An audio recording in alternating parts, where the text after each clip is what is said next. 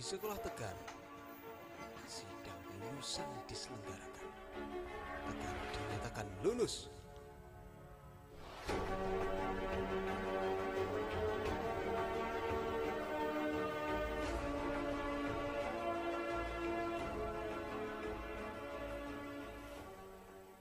Selang 2 hari dari sidang kelulusan, pagi yang cerah, suasana begitu menyenangkan.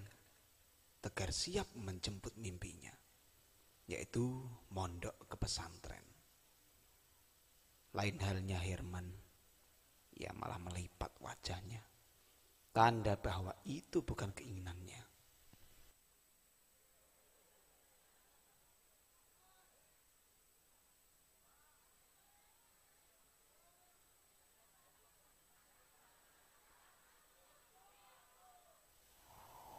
Angin berhembus kencang, menabrak daun, meninggalkan pepohonan. Kendaraan yang melintas lalu lalang di setiap menitnya. Beberapa mata fokus dengan tujuan masing-masing.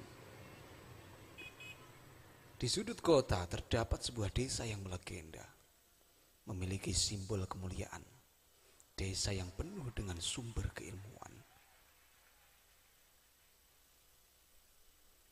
Sesampainya di desa tersebut, melewati gapura pondok pesantren yang megah, suasana terlihat ramai. Orang-orang memakai sarung dan kopiah, menggenggam kitab-kitab. Mereka hendak mengaji. Terlihat bersemangat sekali. Sepertinya di setiap jiwa-jiwa mereka terdapat gumpalan niat dan tekad yang mulia. Tegar, ya, dialah Tegar yang pergi dengan kemauan yang besar, layaknya orang-orang bersarung itu. Ya, mereka adalah santri. Dari kejauhan terlihat sebuah gedung kantor. Di sisi pintu terdapat tempelan bertuliskan pendaftaran santri baru. Perlahan Pak Didanur dan Tegar mendekati kantor itu. Ada yang bisa saya bantu, Pak? Pak, saya mau mendaftarkan keponakan saya. Oh, nggih, mari, Pak. Pak Didanur dan Tegar pun berjalan mengikuti Pak Muin yang mengarahkan mereka berdua. Syarat demi syarat telah terpenuhi. Administrasi pun sudah terselesaikan. Tegar resmi menjadi santri baru. Setelah semua dirasa cukup, Pak Muin mengarahkan Tegar ke asrama yang akan ditempatinya. Dan Pak Muin menyerahkan Tegar sepenuhnya kepada Pak Wahab. Ternyata Rio juga mondok. Tegar tertegun dan berbincang sesaat. Pak Wahab adalah penasihat dan wali kelas Tegar. Pak Wahab menerimanya dengan senang hati. Segala sarana prasarana telah terpenuhi, baik itu dari segi apapun termasuk sowan dalam yai.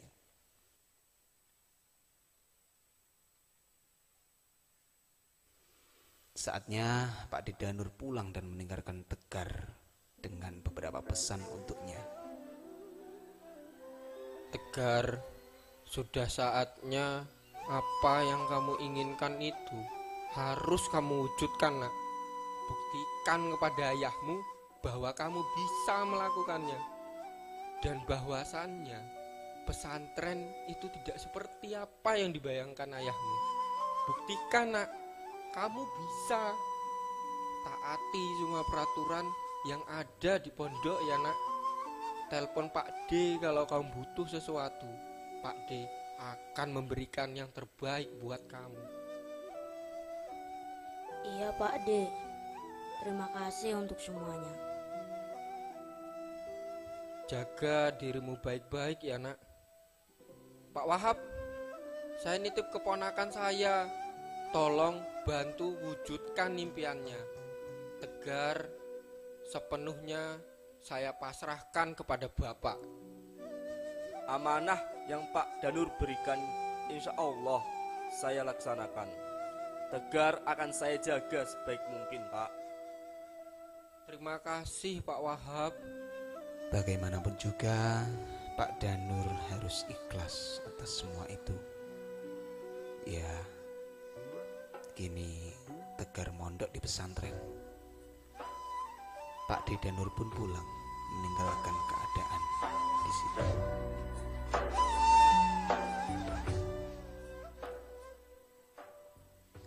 Hari berputar, siang menjadi malam, malam menjelma pagi. Waktu demi waktu Tegar seringkali teringat sosok ibu. Langkah demi langkah memegang tanggung jawab untuk dibuktikan kelak kepada ayah. Tegar dengan gigih belajar. Tidak henti-hentinya ia melakukan semua itu. Di suatu hari, Tegar terlihat sedih. Seperti ada sesuatu yang ia pikirkan. Dan Pak Wahab menghampirinya. Ada apa, Tegar? Kok kamu kelihatan sedih? Saya rindu, Pak, dengan keadaan di rumah. Itu memang cobaan yang dialami santri baru di pondok. Jadi, kamu jangan khawatir, Nak. Semua merasakan seperti itu juga. Termasuk Pak Wahab. Dulu juga seperti itu. Benarkah, Pak Wahab? Iya, Tegar. Tegar bisa telepon, Pak. Kan udah hampir 2 bulan Tegar belum telepon ke rumah. Boleh. HP-nya di kamar. Tinggal telepon aja. Pak Wahab mau ke kantor dulu. Tegar berjalan menuju kamar Pak Wahab. Diambilnya handphone milik Pak Wahab dan menelpon Pak D-nya terlebih dahulu. Setelah tersambung, Pak D menceritakan semua keadaan di rumah kepada Tegar. Apa yang telah terjadi Pak D-nya? Tegar masih terdiam. Dia ragu ingin menelpon ayahnya. Karena ia tahu keadaan ayahnya yang masih kacau dan tidak menentu.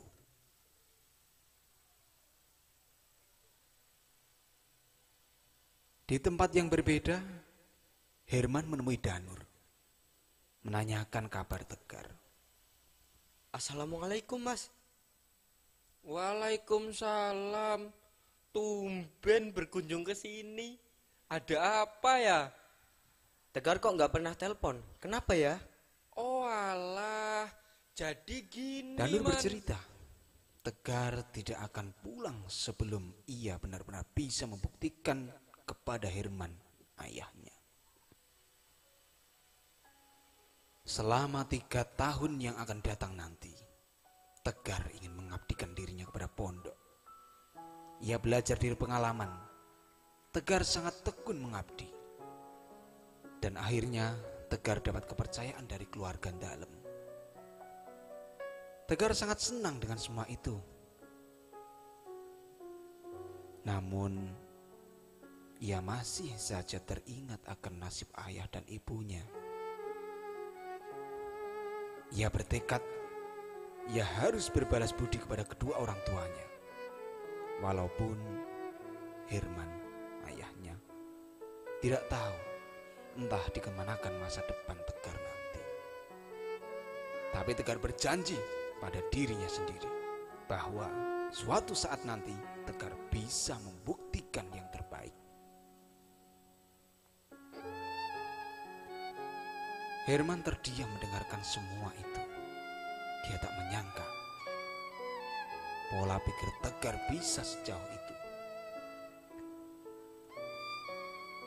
Berita demi berita yang terdengar oleh ayah Tegar.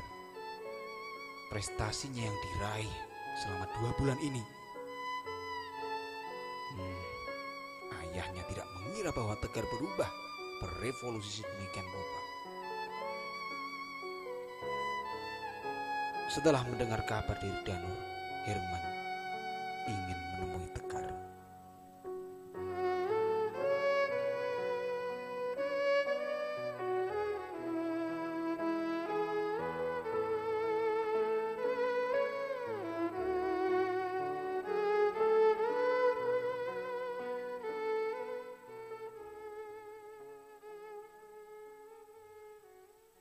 Keesokan harinya Herman pergi bersama Danur ingin menemui Tegar di pesantren.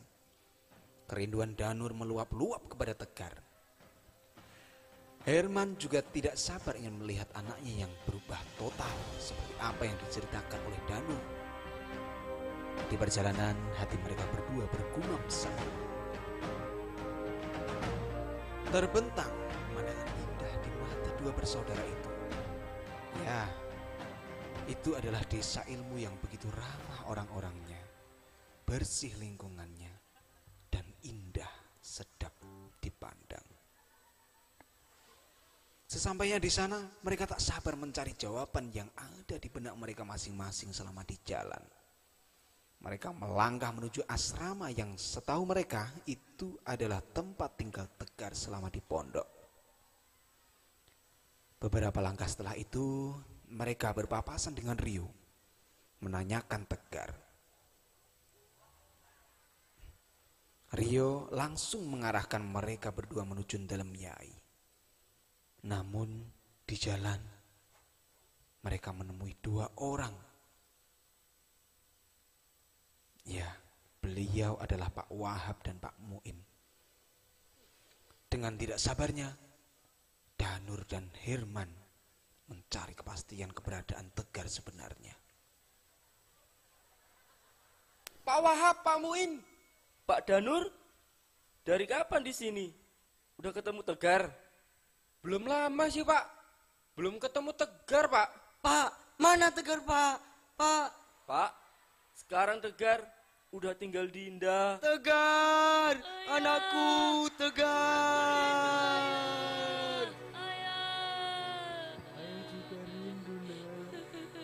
Baik-baik saja, Tegar.